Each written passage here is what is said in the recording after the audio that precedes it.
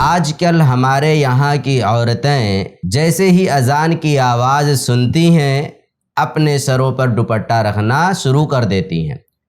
سوال یہ ہے کہ اذان کی آواز سنتے ہی سر پر دوپٹہ رکھنے کی شروعات کر دینا یا رکھ لینا، کیا یہ شریعت سے ثابت ہے؟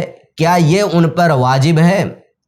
تو اس کا جواب یہ ہے کہ اذان کی آواز سنتے ہی کسی بھی خاتون کا اپنے سر پر دوپٹہ رکھنا شروع کر دینا یا رکھ لینا، اس کا ثبوت ہمیں کسی بھی صحیح حدیث سے نہیں ملتا ہے، بلکہ بعض علماء نے تو یہاں تک ذکر کیا ہے کہ اگر کوئی عورت اذان کے وقت سر پر دوپٹے کو رکھنے کو واجب سمجھتی ہے، ضروری سمجھتی ہے، تو ایسی شکل میں اسے یاد ہونا چاہیے کہ وہ ایک غیر مناسب عمل کر رہی ہے۔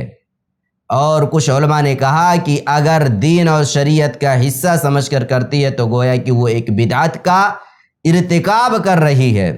خلاصہ گفتگو یہ ہے کہ اذان کی آواز سنتے ہی سر پر دوپٹہ رکھنا، اس کا ثبوت ہمیں کسی بھی صحیح حدیث سے نہیں ملتا ہے۔ ہاں، نماز کی ادائیگی کے لیے جب عورت کھڑی ہوگی تو اپنے سر پر دوپٹہ رکھے گی۔